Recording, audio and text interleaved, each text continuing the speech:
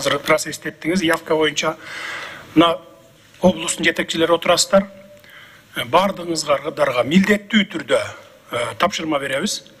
Элдерди шайлоого катыштыруу боюнча иш алып барыңыздар. Бир дагы шайлоочу шайлабай калдым деген болбош керек Кыргызстандын ичиндеги. Керек болсо 100 километр жерге болсо дагы барып шайлоого катышыңыздар. Мына ошондо сиздер мамлекетке болгон өнүгүү боюнча, адилеттүүлүк боюнча, мыйзамдуулук боюнча, анан жогорку кеңешке татыктуу талапкерди жиберүү боюнча салым кошкон болосуздар. Кайдыгерчилик болбосун. Жергиликтүү бийлик, айыл өкмөт, хакимдер, губернаторлар, областтагы менин өкүлдөрүм бардыгыңар иштегиле. Кайсы бир талапкерди же бир кандайдыр бир партияны эмес, партияны шайлап кой жүр деп эмес, шайлоого барып катышып кой деп сураңгыла элдерден. Жетелеп келгиле керек болсо, шайлоого катыштырып анан кайра чыгаргыла. Үгүттөө иштерин жүргүзбөгүлө кайсы бир талапкерге же партияга.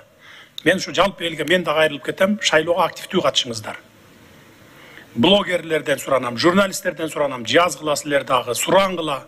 Кыйкырганды кандай билсеңер, сындаганды кандай билсеңер соцсеттерде, шайлоого катышканды ошондой билгиле.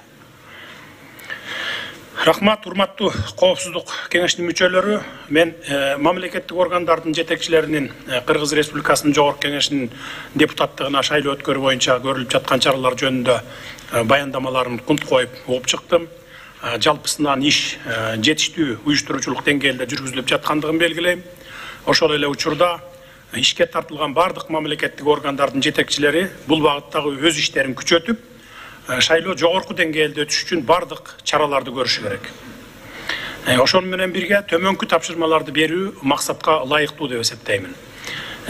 Кыргыз Республикасынын министрлер кабинетине, Кыргыз Республикасынын шайлоо жана референдум өткөрүү боюнча борбордук комиссиясы менен биргеликте Кыргыз Республикасынын президентинин 2021 жылдын 29 августундагы номер 370 Кыргыз Республикасынын жогорку кеңешинин депутаттарын шайлоону дайындоо жөнүндө жана 2021 жылдын 1 ноябрындагы номер 512 2021 жылдын 28 ноябрында Кыргыз Республикасынын жогорку кеңешинин депутаттарын шайлоону эркин, таза жана ачык айкын өткөрүүнү камсыз кылуу боюнча чаралар жөнүндө жарлыктарынын ишке ашырылышы камсыз кылынсын. Кыргыз Республикасынын жогорку кеңешинин депутаттарын шайлоо күнү жарандардын жана шайлоо процессинин катышуучуларынын шайлоо участкаларына баруу учурунда коронавирустук инфекциясын жогозуп алуу учурларын болтурбоо боюнча толук чаралар көрүлсүн. Шайлоо жана шайлоодон кийинки мезгилде Кыргыз Республикасынын аймагында талаптагыдай эпидемиологиялык көзөмөл жана санитардык эпидемиологиялык талаптардын сакталышы камсыз кылынсын. Кыргыз Республикасынын саламаттык сактоо министрлигине шайлоо участкаларында зарыл болгон медициналык жардам көрсөтүү үчүн мобилдик тез жардам бригадаларынын күнү түнү нөөмөтүн уюштуруу менен алардын саны көбөйтүлсүн. Кыргыз Республикасынын ички иштер министрлигине Кыргыз Республикасынын жогорку кеңешинин депутаттарын шайлоо күнү жана шайлоодон кийинки мезгилде коомдук тартипти жана коопсуздукту камсыз кылуу боюнча бардык чаралар көрүлсүн. Кыргыз Республикасынын шайлоо жана референдум өткөрүү боюнча бардык комиссиясынын мүчөлөрүнүн коопсуздугу камсыз кылынсын. Коомдук коопсуздукту сактоо максатында мыйзамдарда каралган ыйгарым укуктардын алкагында көз карандысыз жана демократиялык шайлоолорду өткөрүүдө кызыктар болбогон жактардын деструктивдүү жана терс ички жана тышкы таасир этүүсүн жана кийлигишүүсүн болтурбоого багытталган чаралардын комплекси ишке ашырылсын. Кыргыз Республикасынын санариптик өнүктүрүү министрлигине маалыматтык коммуникациялык технологиялардын жана байланыштын толук жана сапаттуу иштөөсү камсыз кылынсын. Урматтуу коопсуздук кеңешинин мүчөлөрү, мен белгилеген жана коопсуздук кеңешинин чечимдеринин долбоорунда көрсөтүлгөн сунуштамалар мүмкүн болушунча натыйжалуу жана кыска убакыттын ичинде аткарылышы керек.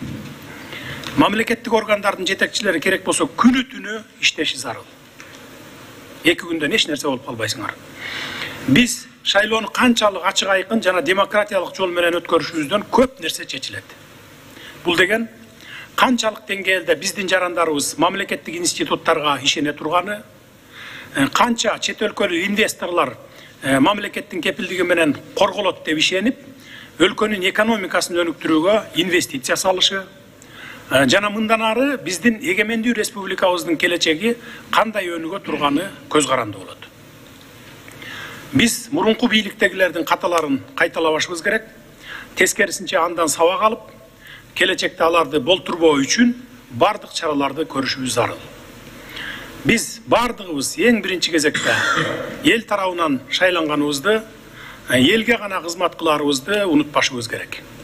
Эч ким жалгыз өзү өлкөбүздүн келечегин аныктай албайт. Бул биздин элибиздин гана өзгөчө укугу. Эч кимдин элдин эркине каршы туруп, аларды татыктуу жашоо жана жаркын келечекти тандоосунан ажыратууга укугу жок.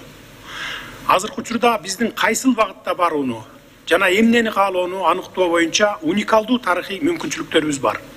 Баарыбыз биригип, ар бир адам өзүнүн байланышы же үй бүлөлүк мамилеси менен эмес, жеке сапаттары жана билими боюнча кызматта алдыга жылышы мүмкүн болгон, ар ким өзүнүн иш үчүн татыктуу эмгек акы алган жана өзү менен балдарынын келечегине ишенген демократиялык мамлекетте жашоону тандашыбыз керек. Ошол эле учурда жаңы шайланган жогорку кеңештин депутаттары биздин жарандарыбыздын социалдык кепилдиктер менен камсыз болушуна көңүл бурушу керек. Келечек муунга билим берүү менен алектенген, ден соолугубузду жана өмүрүбүздү коргоп турган дарыгерлерибиз менен мугалимдерибиздин эмгек акыларынын деңгээлин көтөрүүгө эбак эле убакыт келип жетти. Акылбек Үсөнбекович, коомубуздун өнүгүүсүнө тоскоол болуп жаткан көйгөйлөрдү ыкчам жана тез арада чечүү үчүн биз карапайым элдин пикирин угууга милдеттүүбүз.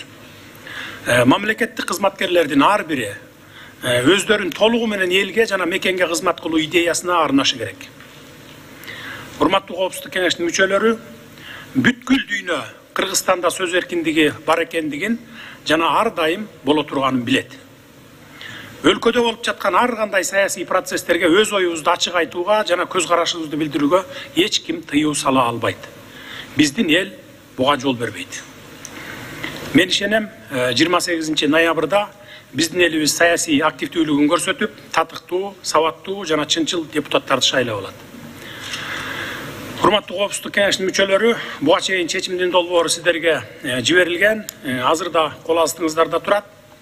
Албетте чечимдерде мамлекеттик органдардын милдеттери болгон ченемдер кайталанып калган, жазылып калган, мыйзамда көрсөтүлгөн иштерин алар бүгүн дагы күнү түнү дебей аткарып атышат. Чечимге көргөзбөсөк деле аткарып атышат, бирок мейли алар ашыкча болбойт бул чечимдерде. Ошондуктан чечимдин долбоорун талкуулоого өтүүнү сунуштаймын. Чечим боюнча кандай сунуштар бар? Кошумчалар, суроолор же болбосо? Эгерде сын пикирлер, сунуштар, суроолор жок болсо, чечимдин долбоорун добушка коем, кабыл алууну сунуштайм. Добуш бериңиздер. Биринчи маселе боюнча ким макул? Түшүрүңүздөр. Каршы жок. Бир добуштан кабыл алынды. Рахмат.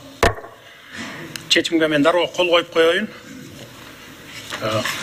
Азыр бардык мамлекеттик органдарга таратып берип койсоңуздар, иштей берсин.